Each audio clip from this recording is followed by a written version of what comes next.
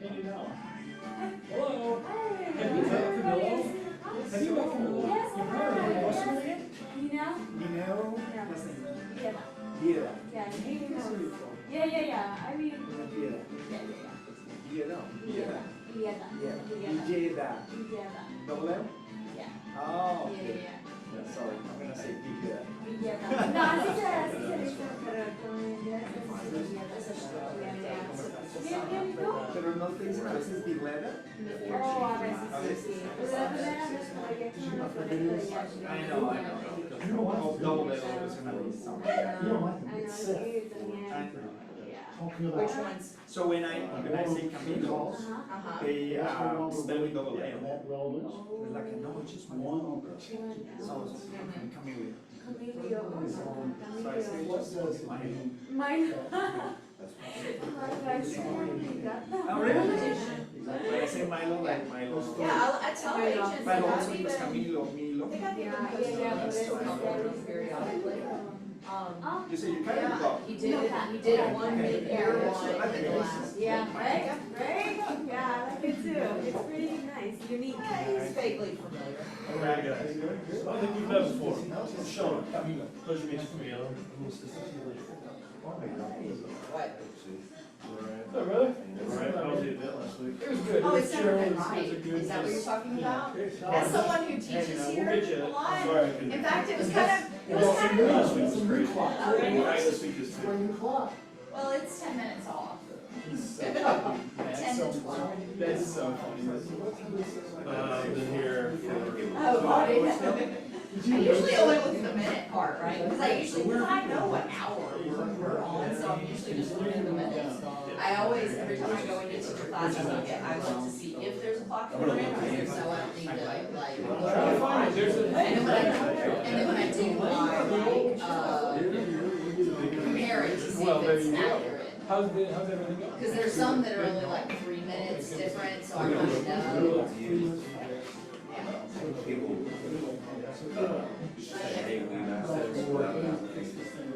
No application, no documents. I got a 5.99 I'm just last like- time. Good morning. Good morning, how are you? I got a text thread I'm gonna read. Very good, very good. Nonsense.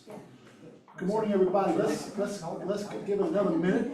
Are you new here? I am. Yep. Actually, my pants are new, so they're, if you were talking about pants, So part of you is. part of me is new, so the pants are new. Yep. Can I guess what size they are? Sure. Oh my God. 30s? 29. 30, yeah, absolutely. Are you going waist? Yes. Yeah, just 30. I was doing that when I was like 9. Well, you know what's funny is Kara just told me the other day, she goes, your pants are, I'm not gonna lie to you, she said it's an actual thing when a lady is pregnant that their husband starts to get more feminine hips and your pants are looking a little tight in the hips. That's what my wife said, she said, let's go get you some new pants. It is a new thing, I'm not gaining, it's like as your wife gains weight when she's pregnant, you gain weight as the husband, I think it's like sympathy eating or When whatever. I was pregnant. and It you is had- mostly, I and think. you But she had- roasted me and then said, let's go get you some away new with that. pants." Yeah, thank you for paying. I'm sure Yeah, I got you there. Your wife hated you during your pregnancy and she's getting bigger and more things. So Yeah, exactly. I'm sure she hated you. Right. So she had to roast me. Good morning, good morning. Always fabulous, I can write you out. So anyway, guys, give me some good news. Well, that's the good news this morning. Welcome, Camila, 2 weeks in a row. That's the good news. And what's your name? Oh, Camilo, but you can call me Milo. Milo. And I just knew that her cat, her name is Milo. Is it really? I love that. I love it. So what did y'all do? Good morning. Good morning. Good morning. What did y'all do for? She's not focused, Jerry. She's not focused on me, which I like. So what did y'all do for Memorial Day? Anybody do anything, cookouts? What'd you do? I went to Barnsley Gardens. You went to what? Barnsley, I've never been up there. Varsity? No, Barnsley Gardens. Oh, Barnsley Garden, that's fun. Yeah. Varsity, Barnsley Garden, they're sort of Yeah. opposite ends, which is cool. Cool, great. Yeah. I tell you what, actually, one of the things that my dad said, which I did and worked for a while, and Gail and I had lunch, and I sort of showed up to do anything that hard. So anyway, anybody else do anything? Did you cook out? My husband is the one who cooks, so, yes. I watched with appreciation. So who cooks in your house, you or your husband? Him. Him? Yeah, he's not just an outdoor cooking person, Is he? he's a cooking person. Domestic works. He's not a cleaning person, but he's a cooking person. I grilled on Sunday. You did what? I grilled on Sunday. I actually, put a steak in the grill last night, so, which I love. I eat steaks very, very rarely. Mr. Morgan, come on, sir. Anyway, guys, let us move on with our small and mighty crowd. Red Day, why do we have Red Day up here? This is the Red Day month. That's right, month, okay. You're like, No, it's my birthday month. along with Jim's birthday month. Exactly right, Jess. All right, guys, today's our last push. We are still collecting money for Family Promise, to work on the play set and to replace the sign in their property. And then also, we are gonna use some of the money that we collect for games for the assisted living place that we went and, supported on Red Day. So let Melissa or Noel know, and we can add it to your monthly bill, or we can take a check or, cash. So just let us know, but we're pushing it through the end of this month. Tell them one more time about these two organizations and why we're doing this. In other words, why are we gonna, well, we had Red Day, why can you do this? What's the purpose? We just made it a whole month long. Okay. So when we were there and we were participating on the actual Red Day, we just saw that there was a need that still needed to be met with these two organizations and Mo had turned it into kind of a month-long thing with her book giveaway and everything. So we just kind of stayed with the theme of Red Day became Red Day month. So, yeah. I love that. And that playset actually was a non-playset. Yeah, the kids are not allowed to play on what's currently standing. There was a young man there, while we were there, he got there with his mom and wanted to go play on it, and the lady had to stop him because it was clearly unsafe. Yeah. It's a safety. Yeah, it was a safety thing. So anyway, and the other place, what are we doing for them? They needed some new games, and Christy Hyatt said that their bingo wheel was very noisy, so we're gonna get them a new bingo set, a spinning wheel with the numbers and stuff, yeah. Okay, great, all right, that's fabulous. All right. Sure. Thank you for doing that. You're welcome. And I gotta bring you my check Okay, today. perfect, All right, you need my two things today. Renew my license all right, yes, and bring you my check. perfect, I Can can you do that remember for- both of those. Maybe comply with that, Sherry, which that'd be Yes. great. All right, guys, don't forget to tag Quan Facebook page, Instagram page with all your posts. I asked a lot of y'all to post, to tag something yesterday. Anybody get what I sent out? So Business Chronicle comes out with rankings every year. And we have for the past 5 years been in the top 10. And in 2023, we're number 4 in the city of top 20 offices. And last year, 24, we're number 4 again. So guys, I put that out there. I want y'all to get that out there on me because I want them to tell our story, guys. And I sold no houses last year, so everything was sold came from this room. So guys, please tag that, put it out there. You don't have a copy of it, see Kim and make sure you have one. Y4C2Ts. Let's see. Who am I this morning? Angela, what's your favorite one this morning? Communication. I dealt with that yesterday. Tell me about communication. Well, seek first to understand. We look at things through our own lens, and we need to ask a lot of questions to understand perspective and what people need and where they're coming from. And so, seeking first to understand. I'm reading a book right now that my coach told me to read, and it is Thank You for the Feedback. In this book, he talks about that even when Angela looks at me and she says, "You are the worst team leader ever." I go, "Really?" So tell me more about that. That even a negative comment, that you can learn from that. So guys, I love the first to understand, guys. We need to all be quiet and say, "Now tell me why you're saying that, you jerk." All right, Thomas and Brown, our partners, come on up here. Hello, hello. Are you Thomas or are you Brown? Again, the king and the queen. The king and the queen, is that correct, Jess? Yes, yes, yes. By the way, if y'all missed her class, what was your class last what? It was what? The Wednesday or topic of- Thursday? I think it was Thursday, right? Exactly. It was Thursday. And the June class, just so that you guys know, will be the mid-year changes. So that's super important. There's not a lot of changes, but they're important, because we only do important things in the middle of the year, so some compensation stuff and a few other things, so good to know. Do you know what the changes are already? I will start writing the class tomorrow morning. Cool. But yeah, I've got like the list of all of them. They kept revising and I was hoping that they would fix the CAD change that they made incorrectly. So I was like holding back to see if maybe we'd get better CAD, but They didn't do it. not yet. Although I will say, in the middle of the year last year, I was in the parking lot of an office ready to teach the class and I was getting new forms. And I'm like, well, this is a little inconvenient. But I held off as long as I can, but I have to get it ready. This is, what I gave Kimberly to put in here is part of the class that I kind of put at the end because we spend a lot of time, we actually spend, probably more than 50% of the class for the property playbook class that we did talking about advertising. There was some really good discussion going on in this room. There were a lot of highly engaged people trying to make sure that they do it correctly. But what some of the other information that I had at the end, and I always added in just in case the class is running fast, was talking about basically using our resources, and one of our resources is sometimes unlicensed assistants.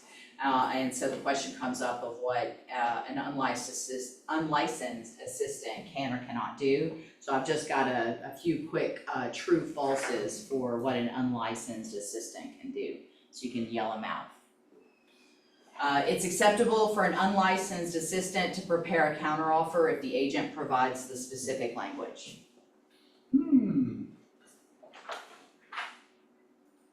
I feel like that's true. True. Yeah, your unlicensed assistant, anyone who doesn't have a license can definitely be your hand. So, you know, if you're driving and trying to get something accomplished and you send it to them to do, you don't want them crafting the language, but they can certainly be the ones that are preparing offers or preparing counter offers. You just also, particularly if you were driving while you were giving them the information, you may want to take a good look at it before you send it out. But certainly they're there to be a help to you. The next one. It's okay for an unlicensed assistant to cold call homeowners, but only to see if they're interested in buying or selling real estate. False. Definitely false. And this is something that is different in different states. So we had a brokerage that was moving into Georgia and they were planning on using a call center to basically like figure out, like be the first line to check on their leads and things like that. And as they were getting them coming in, but those conversations with those consumers have to be with a licensed person in the state of Georgia. So is there any gray area in that at all? Because I knew assistants that are doing that, that are not licensed at other offices. That there is no gray area here. There's no gray area. No, but like I said, I mean, because it is legal in some states, there can be a little bit of ambiguity there, yeah. So what's the difference between that person and an ISO What is, you have to tell me what. Inside salesperson or inside Like sales? an ISA, someone that's cold calling for you. Yeah. They should have a real estate license in Georgia. What was your question, And then- Jerry? And just like the questions of like ISO, like, Gotcha. yeah. I mean, if you're ISOs. buying leads from a company and they've said they've scrubbed them, the issue for that is on them, not on you, right? I don't know if they're scrubbing those leads with AI or they're scrubbing them by making some communication, probably the former, not the latter these days, right? But in terms of talking to customers about their willingness to buy or sell property, that's licensed activity in the state of Georgia. And they set appointments. They can schedule things. They can schedule things all day long. So they can schedule closings, they can schedule inspections, so it's not like they can't talk to them. They can check on the status of title, they can check on the status of loan approval. They can do all of those things all day long. Like Sherry, are you clear on that? I know that they can schedule a listing appointment. They can schedule the listing appointment, they just can't have a conversation with the homeowner about and here's the underlying tone of all of the unlicensed assistant things. These people aren't licensed, so they don't know what their limitations are. So we, as the licensed agents and as the brokers, have to tell them this is what you can do and this is what you can't do.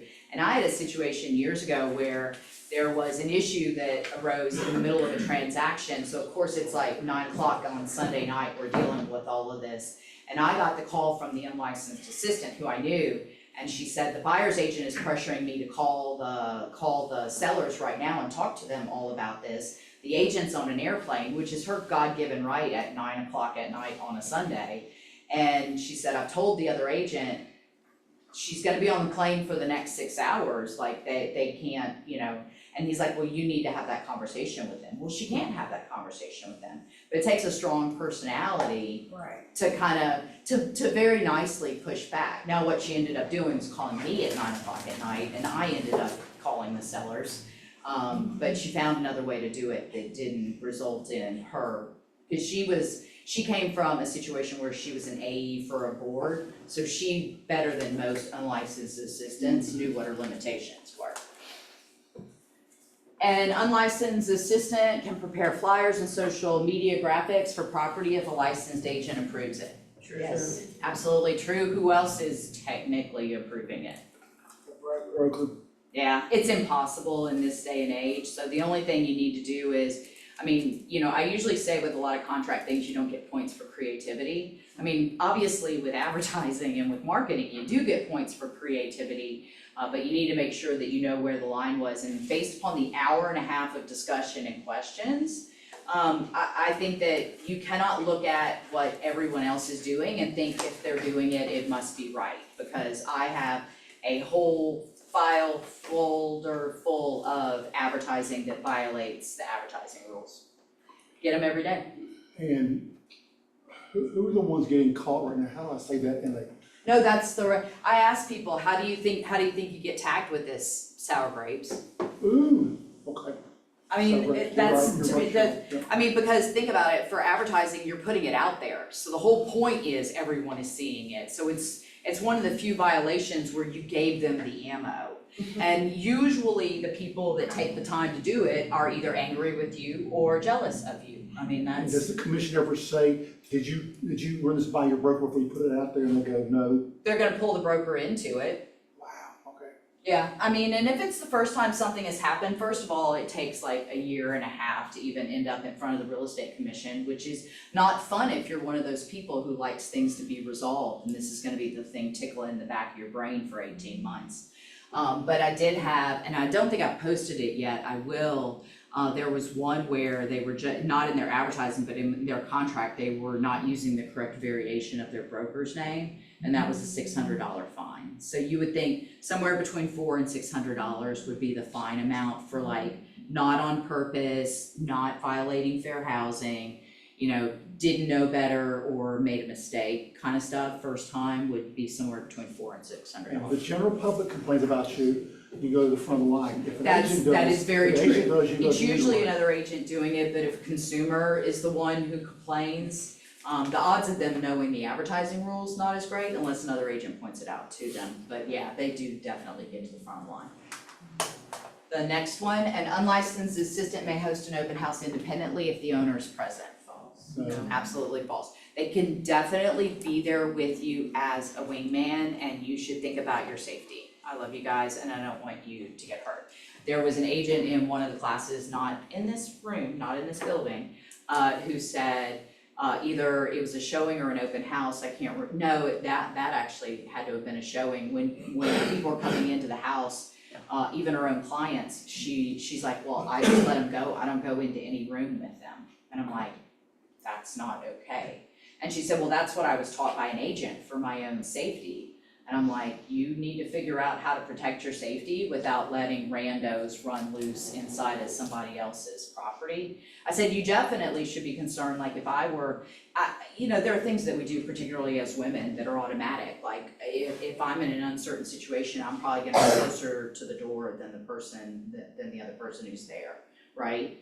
And men should be concerned too. It's just that for us, we probably have our radar tuned a little bit more. Unfortunately, I used to teach that. I used to teach. You know, I'm one of the agents that will walk in and go, Mr. and Mrs. Smith, this is the kitchen. Yeah. Mr. and Mrs. Smith, this is the bedroom. And I told agents, the house shows itself. You don't need to show the house. But what's the in-between on that? The in-between is you either have someone else there with you, right? So that you have, but you've gotta be, you can't just let them run loose in the house. I mean, they're supposed to be under your control. And don't forget that we had the lawsuit 2024 about the woman who was injured when she wandered off by herself. So, When she Oh, what? wow. She wandered off, so she was 71 years old, she was the mother of the people that were looking at the house. And she walked with a cane, she was walking into the living room and it was a sunken living room. And the plaintiff, which tells you it ended up as a lawsuit, the plaintiff description of the room was that the stairs weren't fully visible. And they were the same color as the flooring, that's the whole point of that, right? It was the same, there wasn't any change in the flooring, and they said it wasn't well lit.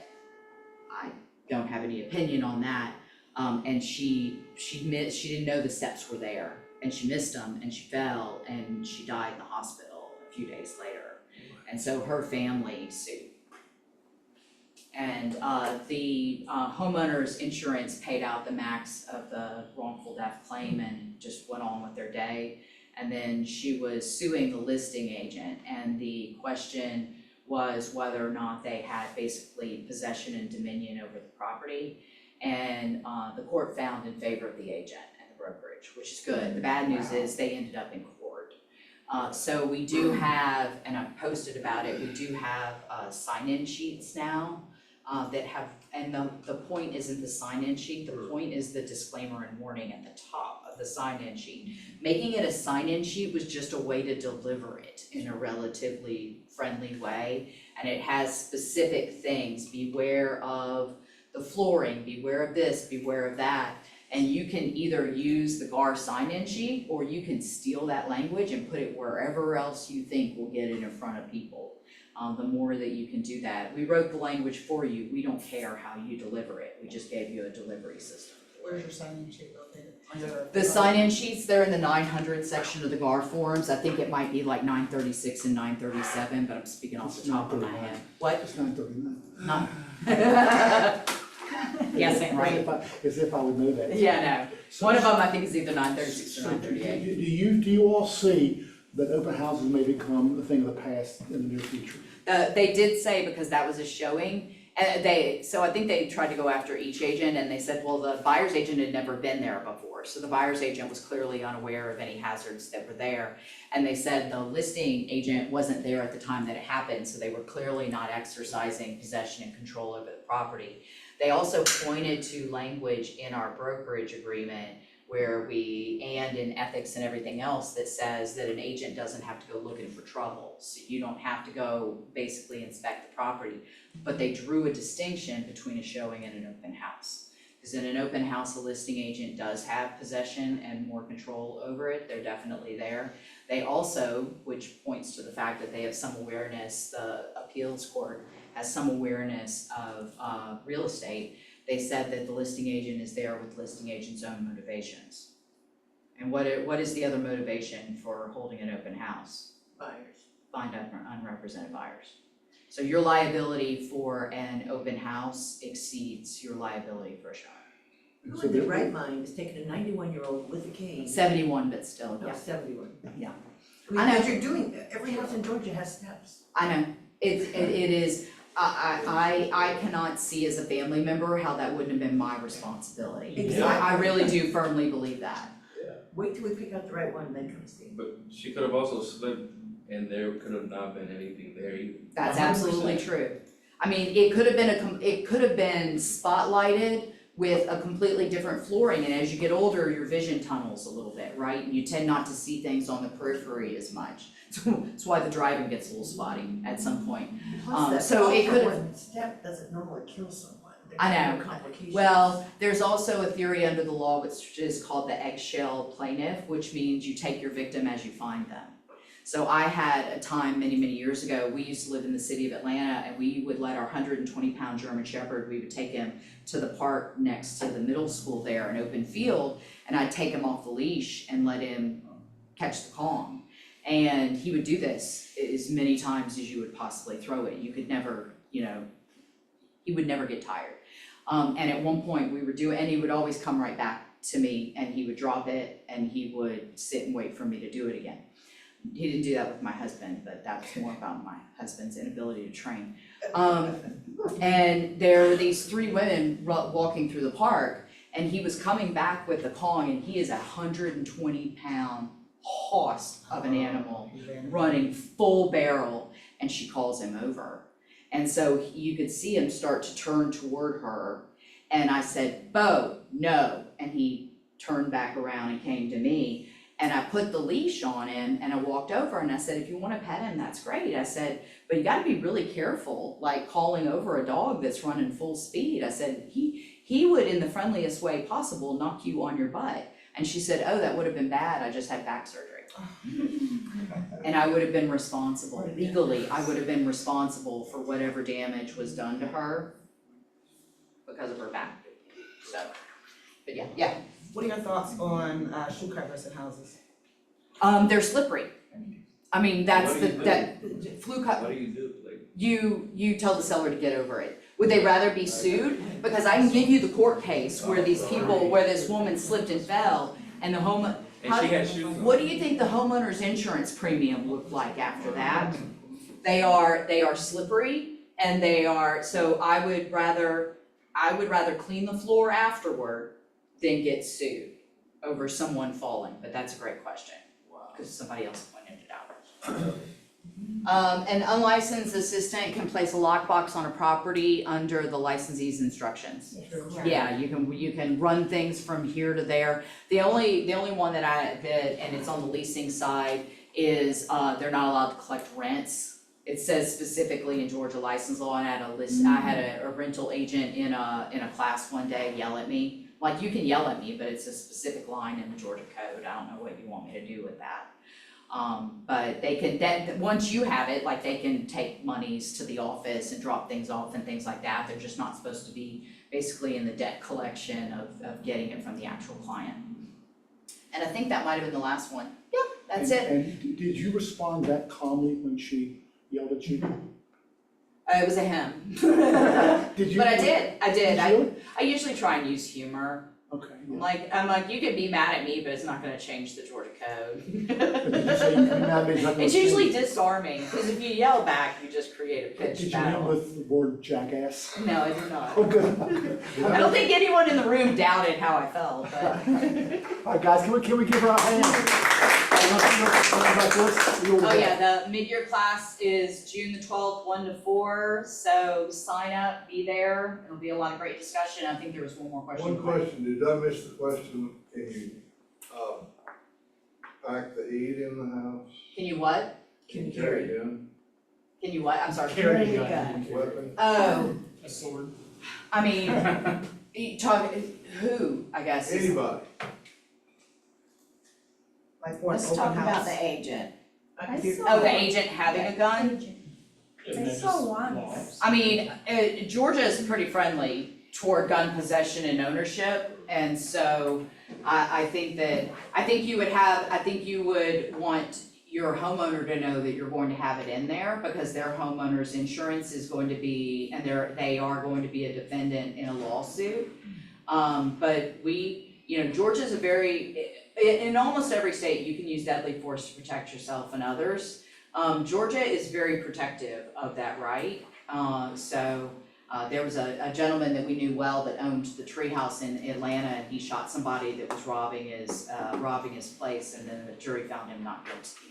And that wasn't a home. You get even more added protections when you're in a home, and I think the homeowner's right to defend themselves would extend to the person who's there for the homeowner. I think you got a pretty good chance, as long as whatever force you're using is reasonable given the circumstances. So, yeah, thank you. Great answer, thank you. Thank you. Okay, guys, so yesterday, and Cheryl, if you could stay with us today, I was getting ready for today, and I decided to invite one of the guys that I respect tremendously, Seth Wiseman, to come via video, so play the first one.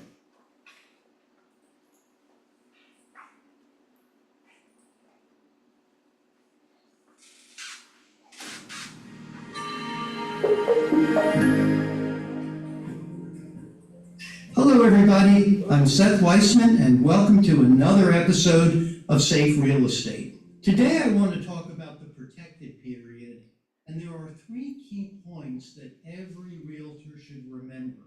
The first is, if you are working with the seller and your seller brokerage engagement agreement expires, and the seller then hires another real estate broker to list the property, there is no protected period whatsoever. So when you are taking a listing on a property, you should always ask the question, were you working with another broker, and did your seller brokerage engagement agreement terminate? Point number 2, if you are working with a seller and your brokerage engagement agreement expires, and now the seller does not hire another real estate broker, but goes ahead and sells the property to someone that you introduced to the property, then there is a protected period, and you would have a right to claim a commission against the seller so long as the property goes under contract during the protected period.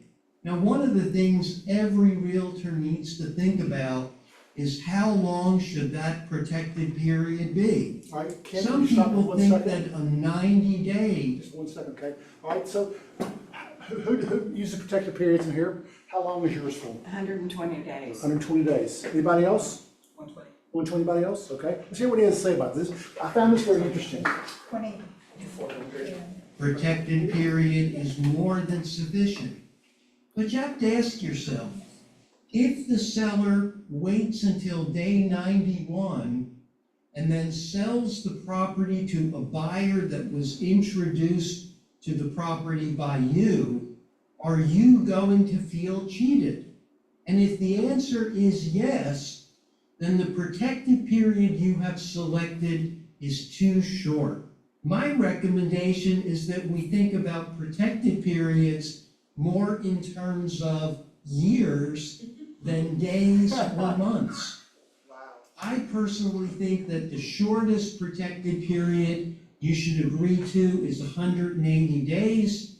And if you can get a seller to agree to a 1-year protected period, that's even better.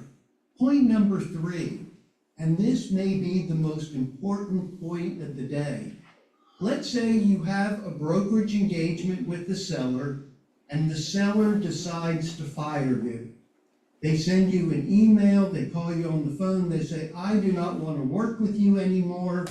You do not mutually terminate the agreement. The seller simply terminates unilaterally. In that case, there is a protected period, and there is a protected period even if the seller then hires another real estate brokerage firm. The length of the protected period is the number of days remaining on the original term of your agreement, plus the length of the protected period. So let's say hypothetically, you have a 6-month seller brokerage engagement agreement, and you get fired at the end of month 3. And in that case, you had a 90-day protected period.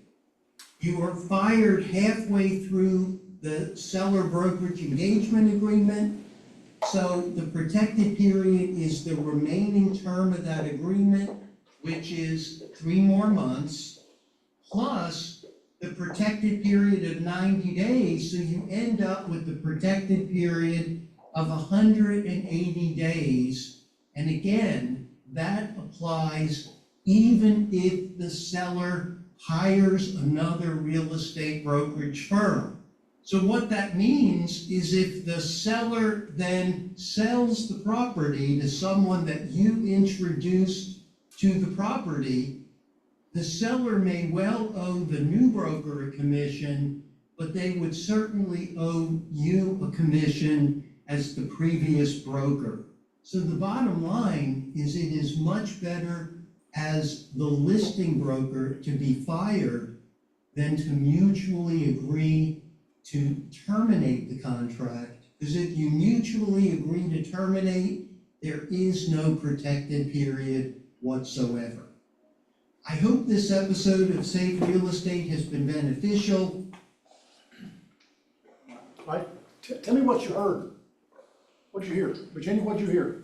Did you learn anything new? I've always done 400 days, so 400 days. I've always done it. But somebody, my first team leader told me I couldn't do that, and I said, why? And he said, I don't know, it just seems like a long time. I said, well, tell me why, and I won't, but he never did, so. But the one on the listing agreement, I'm shocked What? What are you that shocked you're about? protected if you get fired.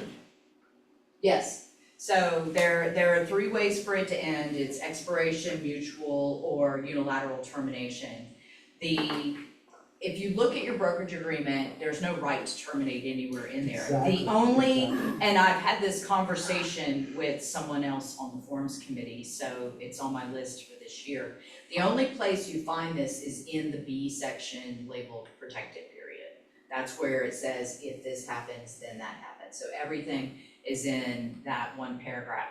I would not, and I can look into the specifics, I would not do a when he said 1 year, that's fine, years feels a little much. Don't forget, we passed a law to curtail the MB Realty liens against property, all of that. And there's some reference in that law as to brokerage agreements or agreements to list or things like that that exceed a year being predatory.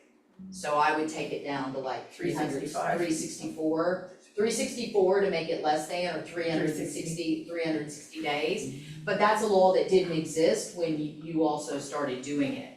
But it has a lot more to do with keeping people from filing brokerage type liens against property, but that year is in that law. I like that. What else did you hear? Anything surprise you, Paige? Nothing surprises Paige. Sherry, anything surprise you? Anything new here that you all learned? That you were not aware of? Just also remember that if you're listing agent or wannabe listing agent number 2, you can't walk the seller through how to get out of their existing brokerage agreement. Ethics violation. That is gonna be an ethics violation, a license law violation, and a common law violation. So the answer is, how do I get out? Call your broker. If you're, call the agent and ask them, Or broker, whichever. And read your agreement, you can tell them, refer to your agreement and what your rights are. But the agreement take a look doesn't at tell that. them what to do. What? The agreement doesn't tell them what to do. It tells them if It they do infers this, that they can. and that's the problem, right? And I don't think that's an accident, I think that there was a decision made at some point not to point out to people how to get out of brokerage agreements.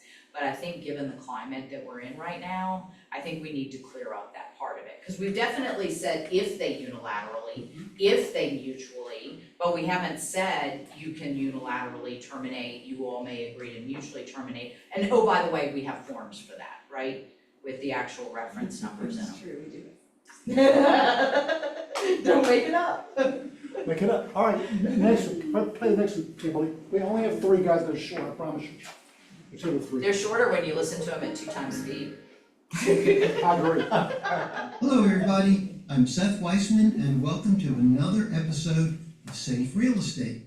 Today, I want to talk about procuring cause and whether procuring cause will be as important in the new world of real estate commissions that we seem to be entering into. And the answer is probably procuring cause is not going to be as important as it once was. And here's why. Let's assume, for example, that a buyer has entered into a showing agreement with a real estate agent. In other words, the real estate agent is not getting paid one thin dime. They are simply showing the buyer the property, and they are doing it once.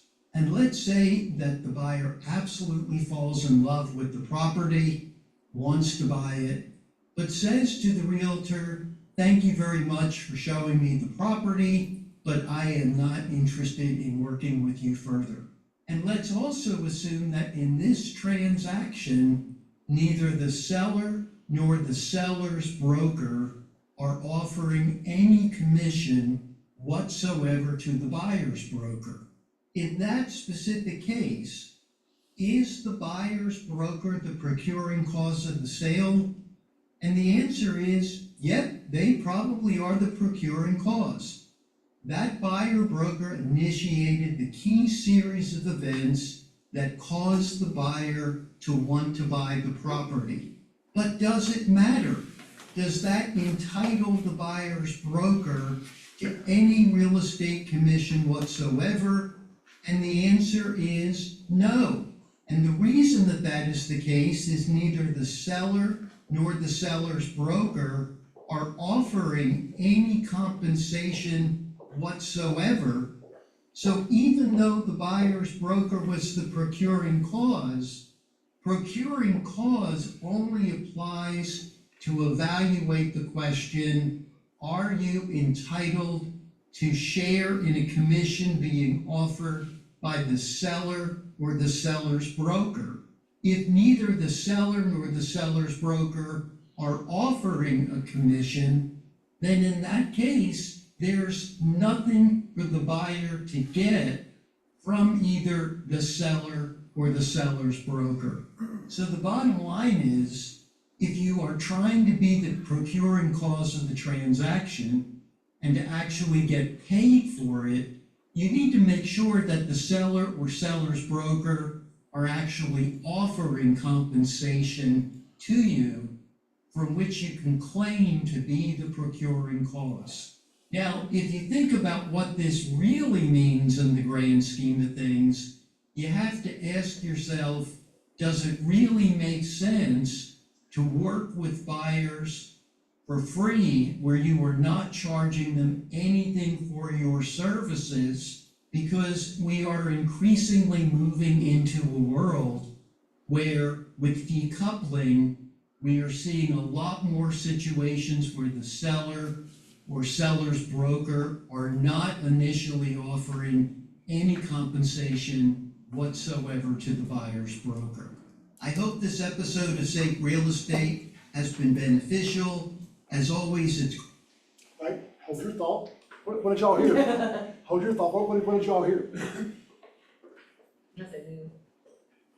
What'd you hear?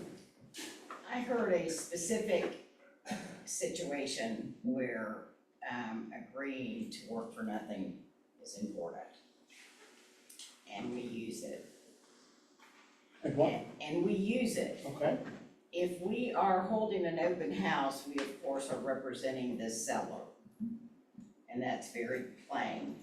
If while being introduced to a buyer at a seller's open house, but we know of another house that would be perfect for them, I'm not gonna ask them to sign a buyer brokerage agreement because they met me for 3.5 minutes at an open house. But by law, I am gonna ask them to sign the one, we call it the one and done. And if at the end of that, they are interested in anything else, then we enter into an agreement. Anybody else hear anything different? Anything? Anybody hear anything different? All right, so what did you hear?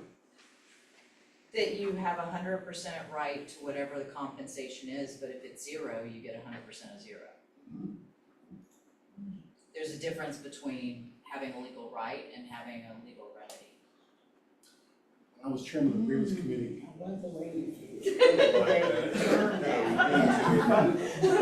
Exactly. Just made it up. I bet you did. It was I'm sure someone else has said it at some point.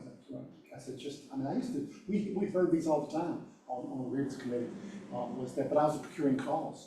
I took across the threshold. Remember the threshold rule? Yeah. I think that's out yes, ma'am. It also highlights the importance of speaking with the listing agent before going on the appointment. All right, tell me more about that. We recently had in an office where a buyer's agent was under contract but never asked about compensation. And there was no compensation, so he didn't get paid. Yeah. We're gonna have a few of those, and they're gonna try and file ethics or license law complaints when the issue is on their side, not buttoning up an agreement. That agent missed a few forms in their contract. So if a seller is not offering compensation, what is the deal to go with that house? How do you get compensated if you are buyer's agent? Say that again? If the seller is not offering any compensation, like I don't waste your time as a buyer agent to go to that house. Well, But if my you buy understanding one of the set- agreement was, if they ask, I will pay. There's They three didn't ask. options. They ask, okay. One of them is ask for what you want, and that's not a position buyer's agents have been in for decades. And so they're just assuming that it'll all magically work out, and that's really going to become less and less the case.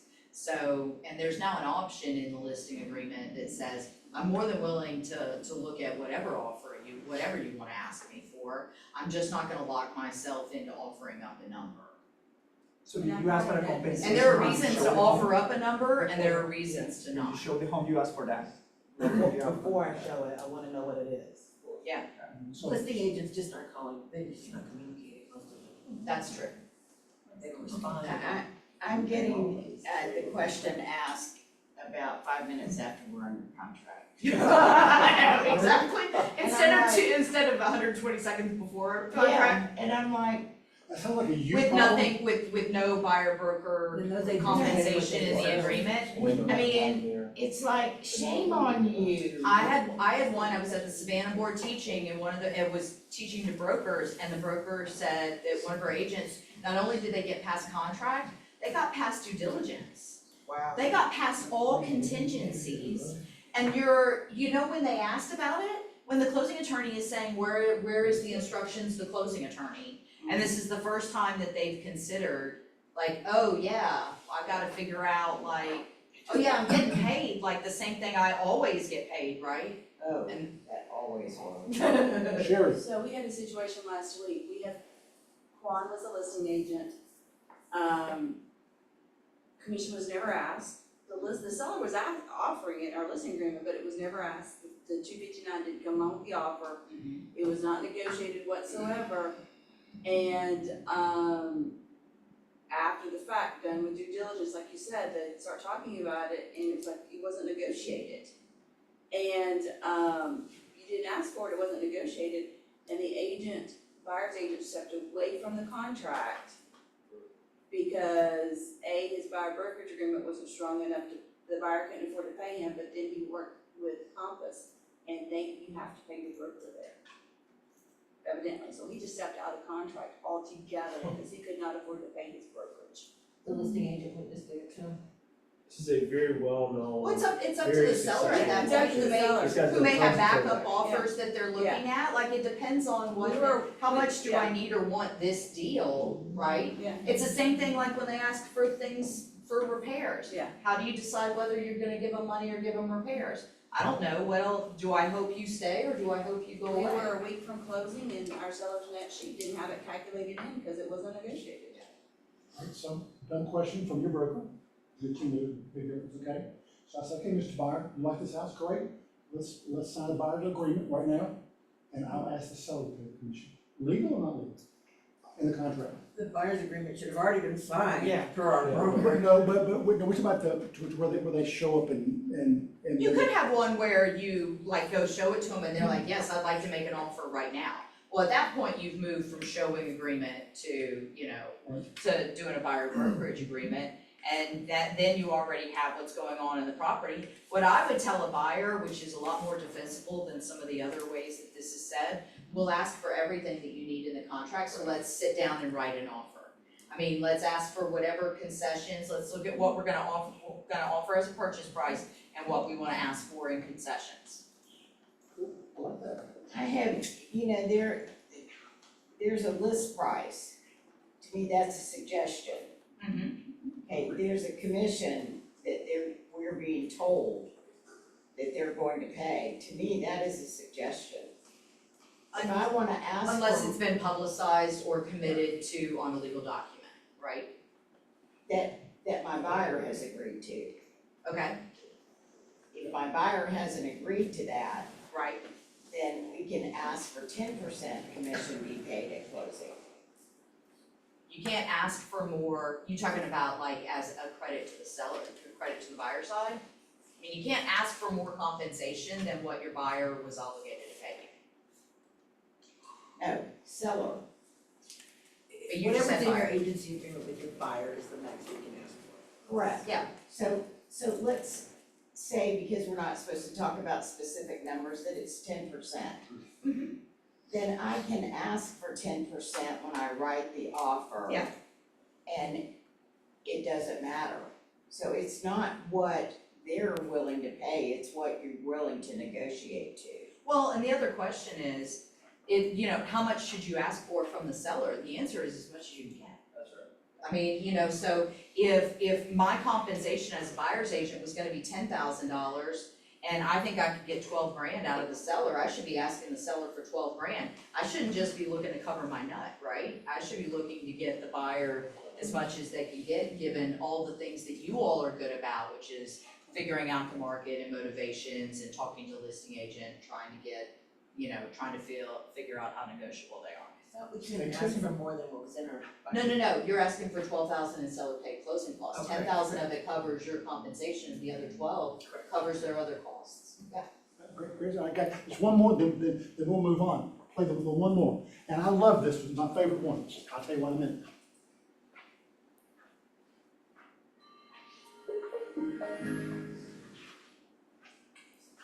Hello, everybody. I'm Seth Weissman, and welcome to another episode of Safe He Real does it Estate. at the beginning and the end. Today, I want to talk about Again, 2 another times speed, change it goes we've faster. made to the GAR purchase and sale agreement for 2025.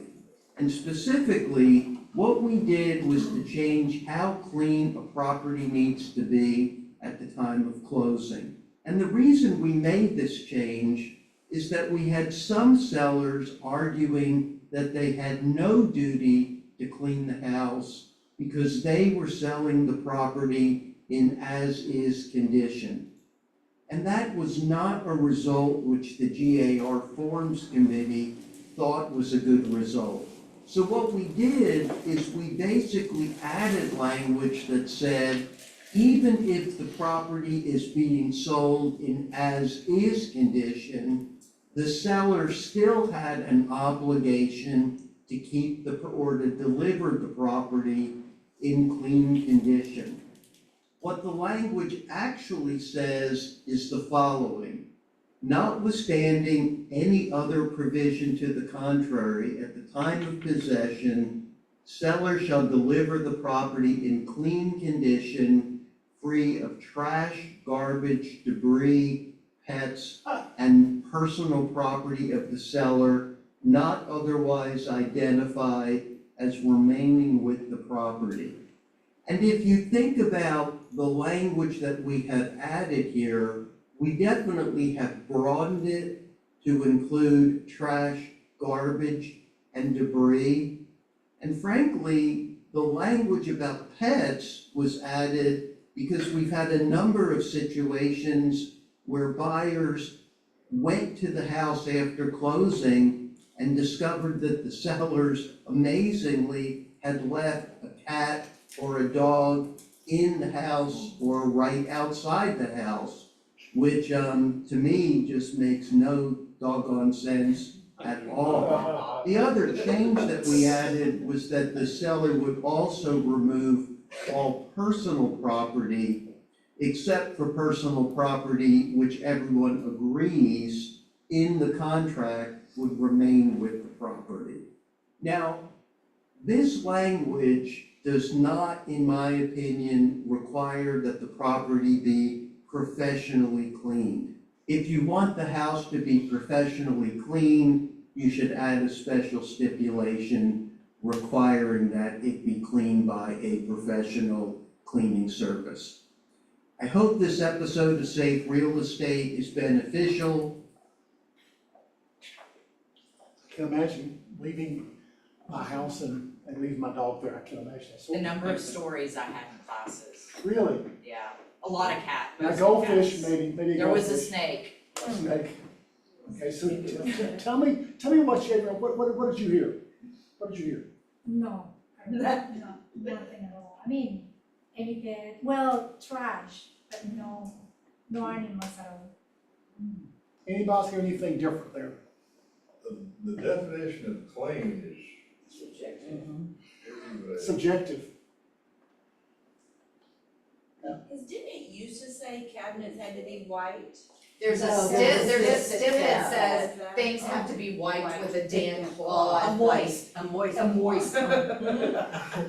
if you have a buyer who wants that, I think you should like ask for $300, like, he said write a stip if your buyer wants it professionally clean. If you have a buyer who needs it professionally clean, they will not be satisfied with No, just tell them they're gonna clean it themselves. just clean it themselves. If you wanna give them a gift card or in lieu of professional cleaning, you can, I don't know how much you wanna ask the seller for it, but you do not have the seller professionally clean the And house. don't use that stip, it's highly insulting. It's highly insulting, I agree with you. It's this long. I think it's like But it needs to 20-something be. years old at this point. It needs to be very specific because everybody's definition is different. Unless you have somebody. Clean is very subjective, and I've seen some Which nasty is houses why that nothing the people seller say, does is gonna satisfy the neurotic Exactly, buyer, and the exactly. super messy seller's not gonna understand it, right? And Regardless of how everybody we say that's a it. party to that contract has walked through that house recently, usually. And they know whether or not it's gonna be clean or nasty. Right, exactly, if they have lived like slobs their entire life, they are not gonna become immaculate on move out. And their standards are very different.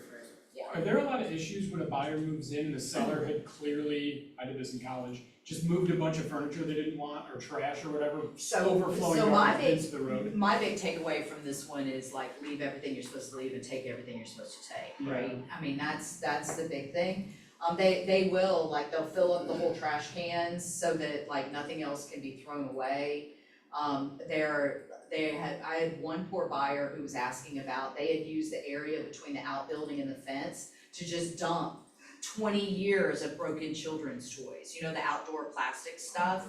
Like it was just, and the seller's like, oh, I didn't realize that was there. Really, you've used it as your dumping ground for the last 10 years. And the agent said nothing. Like the buyer's agent said nothing. And she should have stepped in and said, this is not what you agreed to in the contract. You need to go back out there this afternoon and pick that stuff up. And you know what the buyer's response was? And she wasn't even trying to be flippant.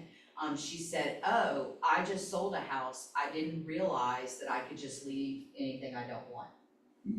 And again, no agent stepped in to help her, so. In that situation where they threw it behind the house. Technically, it's not on their property, so how do we enforce that? No, it was on their property. It was between one of their buildings and their fence. It was on their land. Okay. It's not about what you're gonna leave in the house, it's about what you're gonna leave on the property. Absolutely. And the stip includes property, not just the house? It says property. Yeah, because we've had people that have taken things that they weren't supposed to take that weren't inside of the house, so that comes up too. The latest one was they took the shelving out of the garage, because that was not part of the property. Yeah, it wasn't inside the house. Took the copper No, but it box. was really, really nice. It was like the workman shelving with all the, and they said all the shelves were gonna stay. And they didn't bring them back, I understand. I don't know how it resolved. Sometimes I wander off.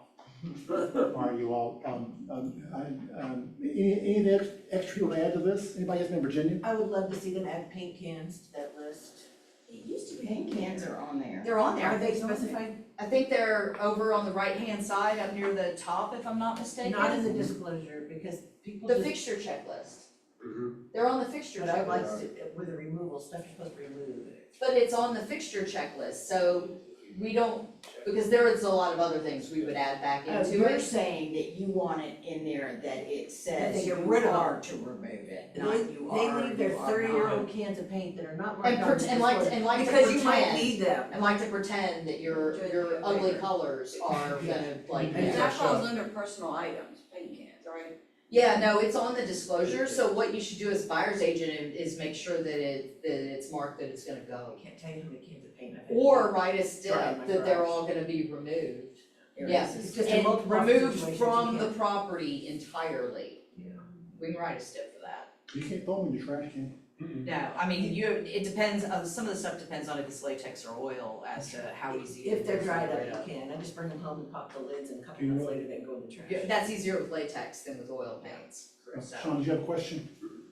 You have your hand up. No, they answered. Oh, I got you. Okay, cool. All right, guys, anything else you want to add to this, guys, at all? Yes, ma'am.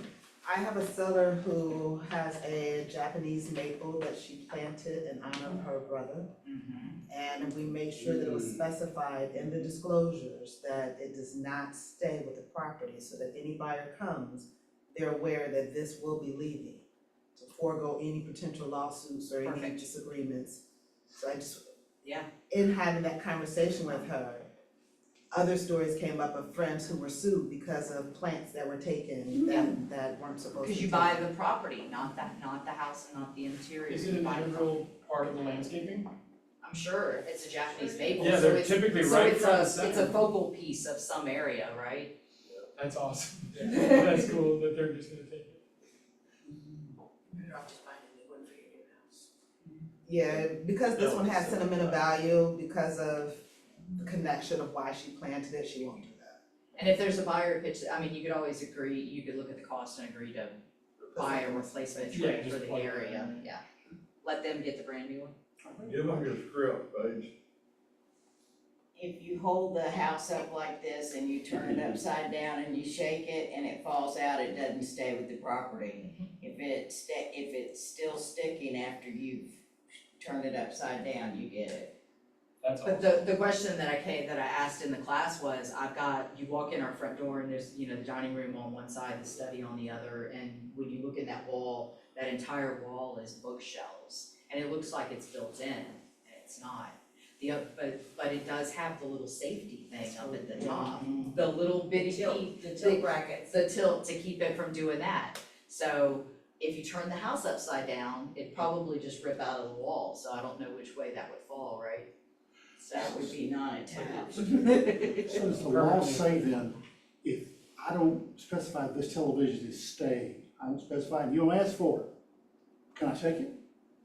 If you don't specify that it's staying now, I mean, TVs, I if it's swear, attached, TVs, it's just leave the clearly TVs. attached. Right, as cheap as they are. Actually, maybe people don't want the whole Disclosure. anymore. I know, And or we're at making least, patch those holes. or at least leave the brackets, if they're gonna put another TV there, leave the brackets and take the television, cause they just pop off, so. So attached doesn't really have any meaning anymore, does it? I mean, houses are a lot more complicated than they used to And be. here's the deal, Jim, If you remember the one-page contracts page? yeah, right. If it's attached and you take the TV You and have you to, leave the yeah. bracket, that's one thing. Right. But if you take the bracket and you leave a hole in the wall, you have to repair the hole in the wall. And the problem is they do repair it, but then they use the old paint that's in the thing, and it no longer matches the This wall. circle thing of the old paint. That's why why, you I mean, repair that. like I said, I don't care if you leave the TV, but for the love of all that is holy, please leave the brackets. Because odds are, depending upon where it is, the person wants to put their TV there too, if it makes The sense. very attorney told me, no, Jim, you don't have to repair that hole right there, because that hole was But there. the contract says that if anything is removed, it will be repaired in good and workmanlike manner. The problem is the seller and the buyer are not gonna agree on what workmanlike is. Yeah. I'm finding more and more in high-end luxury sales that everybody's leaving the TVs. That, Oh, yeah. I mean, if it's We 6 couldn't months. get rid of TVs at if some point it's in our 6 house. We months could get old- the cart boys to take Yeah. the TVs, right? If it's 6 months old, the technology is too old for anybody to want them. All my televisions are 6 months old at least. I took an entire pickup truck full of TVs to electronics recycle. Let us move on. What is next? Quantum Leap, guys, unfortunately, this is sold out. While we rent a room of 80 people rather than 150, but it's sold out. But guys, it's so funny because we'll do that for one class and it's not sold out, we'll do another one is sold out. So I still don't know why this one's sold out, another one did not. But if you want to get in that class, please let me know, because I will see if I can get you in. You can have my seat. I did get one for me, but I'm happy to give it to you if you like. What would you say about Quantum Leap? Have you taken it? I have, but it's been a long time. Anybody take Quantum Leap a long time? It's incredible. All right, save the date. Guys, please save the date for this. Reed, how's it coming? It's picked up a little bit. I'm not as worried about the number of people that RSVP. I mean, we've got to pay for 100 anyway. So the real issue is, are you guys utilizing it? Are y'all able to use it as a marketing piece for multiple touches with your clients? Because we can't give you money by RESPA, but we can partner with you on a marketing event, and that's what this is. we pay for the money, for the movie, you do the marketing, so, Saturday morning the 7th, actually some good movies. First run movies. Yep. And the Mission Impossible one, is that one of the ones? Yes, it is. I'll remind you, it's 2 hours and 45 minutes. Have you seen it? No, I saw last weekend, 2 hours, 45 minutes. Somebody between the two of us had a nap in the middle of the movie. Which had nothing to do with the glass of wine I had during the movie. All right, too much information, right? Okay, Alliance Partners, come on. Come in, let's hear it. Our new daddy, how's the baby? Please. Yes, Hey. I need a clap, just so, thank you. the return of the king. Yeah, exactly. How you guys doing? Don't you start? You want me to start? Yeah, Okay, of course, cool. start, I'm gonna go ahead and start. Well, good morning, everybody. I just really wanted to touch on one thing really quickly, which is, a lot of you have probably heard about it. I know I've called people individually and that sort of thing, but we have just launched a new loan program. It is a conventional 20% down loan that is a 40-year term, where the first 10 years are interest only. I'm not weighing in on good, bad, Whether that's otherwise, but it is, I have been calling, just putting my feelers out, because the first thing you feel, interest only, you go, is it 2007, like what's going on? And so I called a lot of people to just put out my feelers and, get what people thought about it. And there's an initial reaction, and then as people thought about it more, there's some applications. For one, it's you can use it for investment properties. So right there, we're talking about cash flow.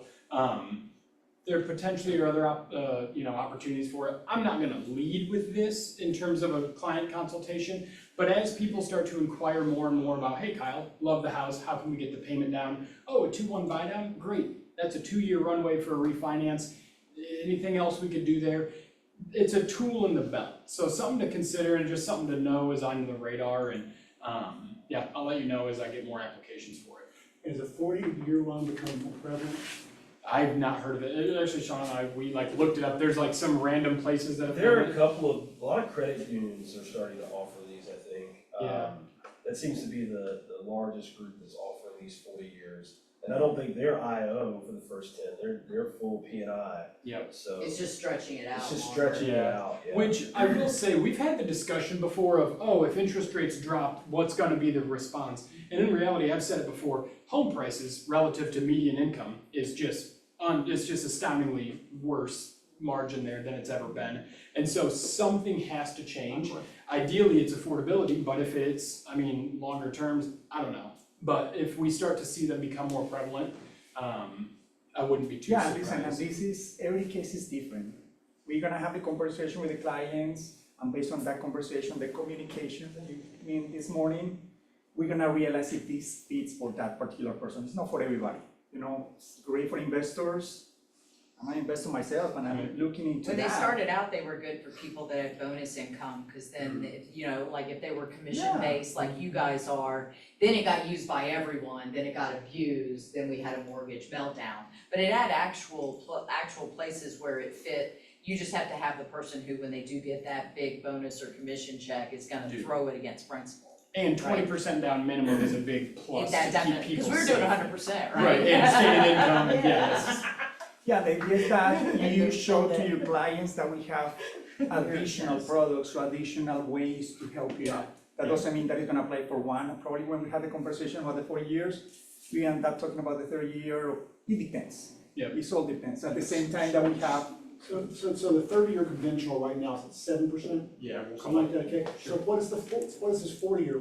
It's an 1/8% higher, so if it's 7 for a C30, it would be 7.125. The longer the term, the higher the rate. But no principal being paid. So on a $350,000 house, you'd be looking at $300 to $400 a month in savings. Wow. And there's no limits on refinancing, so the idea is not to ride out a 40-year term where you're spending $1 million extra on interest. It's to bridge the gap between affordability now So and. how's the qualifying payment, Full. calculated 40? The full full payment. amount? Yeah, the full amount. I'm all right, yeah. So that, would that allow you then guys to qualify for more because it's 40 years? Not qualify for more. You still have to use Gotcha. the full amortization, which at the end of the 10 years of interest only, you start essentially paying just a 30-year fixed. But you would qualify for more than a 30-year amount. Because your payment would be lower. No, your 'cause it's payment still wouldn't a because you're 30-year not paying payment, 'cause down it's over the still first only 10 years, so it's just. So that's why I was asking you what the payment was qualified on a 40-year amortization. Oh, I'm sorry, it's a I may have 30-year. misunderstood. You're absolutely right, it's a 30-year I AM. did probably have Correct. misunderstood. Yeah, the idea right here is to help with the lower payment at the beginning. Is there any prepayment penalty? No. No? There's no prepayment penalties in So the Georgia idea with all because of this the is laws. because we know that the rates might come down, up and down, you know, the economy and everything, in 2 years, 3 years, and you can refinance and get a 30-year fix. And the majority of your equity in that point is coming from appreciation versus principal reduction. If you refinance in 2, 3, 4 years, obviously, there's no escaping the fact. If you only pay interest, you're only paying interest, so Right. you have to be aware of that, but yeah, so kind of specific. Say what you just said again. Which one? There is no prepaid. Georgia Fair Lending Act was created years ago, so if the total cost of the loan exceeds 5%, then the note becomes unenforceable. And that basically eradicated prepayment penalties in the state of Georgia, so that was about 20 years ago. Yes, I like that. some of us were around when it happened. Hey, but at the same time now, 4 years, come with that? Yeah. Because I'm here as well to let you know, you two ladies speak Spanish, right? So, a little bit. Hey, but the idea as well is that you keep in mind that we have the assistance, we have the resources to work with your bilingual agents as well. Bilingual agents, bilingual leads, clients. So Eric Decker, you know Eric Decker? Okay, Yeah. 2 weeks ago, we closed a tax ID loan. If you don't know what is the tax ID loan, it's not a social security, it's a tax ID. We closed it in 20 days. I mean, he doesn't speak any Spanish, but he landscaper was there, he wanted to help him out, and he got a deal out of it. So I helped him out, he worked it out, but if you don't feel comfortable working with a Spanish speaker, you have these beautiful and incredible agents that you can partner with and have the commission right there. I'm just mentioning this because there is a great opportunity right there. Do you know that 65 million of the population in the United States are Hispanic? And they're growing. The average age is 33 right now. The generation are growing and they're gonna be bilingual. So that's a huge opportunity for all of you in the future to have this market right there. So start from now. I mean, think about that, Cinco de Mayo, whatever, you go to a Mexican restaurant, or even a Vietnamese or Korean restaurant, just you can get a deal out of that. So we can help you with that. And we just want to remind all of you that Supreme has that ability to help you out with all. And what's it called? Yeah. What? Your program, what do you call the whole thing? Oh, Supreme en Español. That's beautiful. It's a whole team, we have meetings where it's a genuine entire team that we want to make sure that if you have a Spanish-speaking individual, that they are comfortable and ready to go and fully prepared. Because even if you speak partial Spanish, or I took it in high school, that's not enough for a mortgage, so this guy. Definitely. And how many people do we have in, what is the camera, right there? Right now, there's 15. I believe it's down here 15? somewhere towards our feet. We're like, okay, guys, you should be here. We have some things to show you at the end of the presentation. Shout out to Camilo. Thanks, Camilo. Who's that? Hey, Camilo, it's Eric. Thanks for the note. Great job to you. Thank you. Appreciate for your business and everything, and apologize if I used your name without your consent. I'll take that $100 later. No, I'm just kidding. But thank you. Yeah. Cool. You did a great job too. Okay, Thank you. Lessons learned. Sean, come on, give Sean a hand. Thanks for being patient, Sean. What was that? Thanks for being patient. I'm always patient. You know me, I'm very patient. Good morning, everyone. How are you today? Good. Hello, everyone online. I think we have 20 plus people online. Is that right, Kimberly? There was earlier. Where'd they go? They saw our faces. They saw me last. They decided to leave. It's okay. So my lesson learned this week is with regards to earnest money. If you have the closing attorney hold the earnest money, okay, and there is a dispute, it goes directly to arbitration. There is no brokers having conversations, anything like that. The attorney is taking it straight to arbitration. So I would advise Do you guys enjoy holding earnest money? We do not, and that's in cash deals, so if it's financed, we can do a 10-day letter, but your Yeah. quality of 10-day letters will vary greatly Sure. attorney to attorney. What does arbitration cost? It's interpleader, but it's, the minimum's gonna be $1,500 off the top, and they take it from the earnest So money. keep that in mind when you get your 1% earnest. Exactly. Perfect. Totally agree. That's my lesson learned this week, and also don't have a wreck when you're on your way to team meeting. It kind of hurts being here, so, see you guys next week. How's your truck? It's in the shop, it's fine. And guys, Everyone's safe, it's no. thank you all for coming today. Thanks to people online for not showing up. I'm kidding you guys. Come on. It was great. Yes, ma'am, Kimberly. Someone asked a question online, does every adult entering the house have to sign the open house sheet, or is it one person accepting liability for the whole party? Every adult would Are you normally gonna sign repeat it, the and it question? says they're responsible for the children that they're supposed to keep in their, control. So, Repeat the question one more time. is every adult, is it like one adult per group? But no, you can tell by the way it says, I'm gonna take care of me, and I'm signing for me and any minors, that each adult has to sign and specifically has to be responsible for the minors. Right, and is that a form that all y'all have access to? Yes. Yeah. You do, okay. That's what I thought you said, but anyway, so they need to be using this for their house, don't they? They need to be using the language. They can take it and put it in any other system that they're using to get people to sign up, sign in. I don't care where you do it, it's just take the little disclaimer language at the top. What's the formula? It's either not, I think it's 936 and 937, there's a regular one and a new construction one, and the new construction one just lists some additional dangers, like nails and things like that, that are more likely to have to be on job sites. We had an agent want us to sign that for Shelley. I mean, it doesn't say open house, it just says She told us it was visit. now state requirement that you sign. I love how people say something is the law. Oh, yeah, it's the law. Oh, yeah, I get that a lot. Ask them where they got their law degree from. No, I just say, show me where it says that. I can't find it. Show me where it If it was says the it. law, I would have been told. ChatGPT will tell me things are the law too. When I ask him to show me the OCGA, they sometimes have to admit they're wrong. So, When they, guys, you know Cheryl stayed for the whole meeting. We are her favorite office in East Cobb. East Cobb, right, Cheryl? well, y'all changed your meeting times and we're trying to do coverage so that, not running around, so. We love it when you come in. It's always fun. And you teach great classes. Anybody who's not been in one of her classes, join her class. They're so much fun. She giggles a lot. Makes it fun. We love it. All right, guys, thank you all so much. Enjoy your day. Thank you. Yeah.